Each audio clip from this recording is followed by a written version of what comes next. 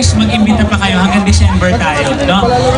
Dahil malaking bagay sa negosyante dito sa gilid. Lumipad ang aming team dito na naman sa night market at food bazaar dito sa ating public market para masatisfy ang ating cravings, mabusog at syempre mag-enjoy na rin dito sa public market. Inuna ko nga itong TML dito sa may Kingsway Food Stall para matikman muli ang kanilang rice meal na may pagka shawarma rice, pero ang tinikman ko na is yung bacon naman this time and super duper na enjoy ko siya. Ang sarap, promise, especially may chili sauce. Promise, totoo to. Sarap. So you're back in town. I'm back in town. How are you? Good, and you? I'm perfectly fine. Nice to see you. At syempre, super nakaka-happy kasi ngayon ko na lang ulit nakita to. Magaling mag-voice over to eh. Bukod sa magaling mag-makeup. Kailan ka pa na dito? I'm with Chrysler Mercedes. Kaya nga eh, nakita ko sa kanila. Hello po. Nice to finally meet you po. Super taka. And finally, na-try ko rin tong It's Siomai Time. So, sumubok nga akong tikman yung kanilang siomai. Hindi pa to homemade, pero masarap yung pagkakagawa ng sauce niya. This is a must try. Sobra pa rin nakaka-happy kasi kaliwat ka ng customers ang dumadayo dito sa atin. Hindi lang Pampililya, kundi pang ibang bayan pa. At ito nga pala yung nagtitrending na barbecue ni Aubrey hanggang ngayon.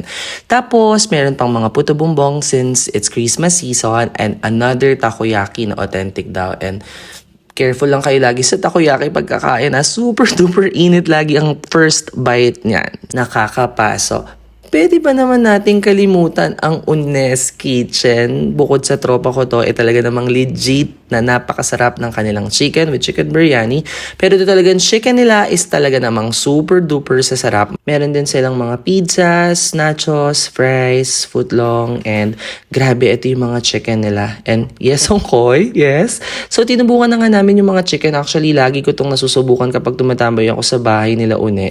Top favorite ko yung spicy salted egg, yung blue cheese and yung buffalo wings. At syempre, sa coffee, napakasarap and super duper mura na mga kape dito. Yung fruity, ang sasarap, sobrang flavorful. This is really a must try as well. And ito din yung mga mini donuts ng the JCF Sibs Cafe. Super duper sarap ng mga donuts dito and yung mga toppings was good. Especially sa mga kids, magugustuhan nila yan. This is also a must try. And guys, promise, ang sasarap ng mga cafe and mga juice nila. This is a must try na iuwi ko pa nga sa bahay. At syempre, kailangan ko pa bang banggitin yan ang legendary fried noodles ni Mami Bombs. At ayun nga, super duper daming tao nga, diba? Syempre, promise, super sarap ng mga burgers dito sa Project Sausage. Maniwala kayo sa akin. Nasubukan ko na to many times. Ang daming many kasi wala na rin talaga akong masabi. Basta this is really a must try. Actually, 9.5 out of 10 nga sa akin yung mga burgers nila. And pati yung rice meal nila also a must try. Promise, legit. Thank God it's Friday, pwedeng magwalwal kaya nandito na naman tayo sa stall ni Boss Gio. Grabe, napasubo na naman tayo. Sabay mo. Alamig ko ba? 1, 2, 3, go.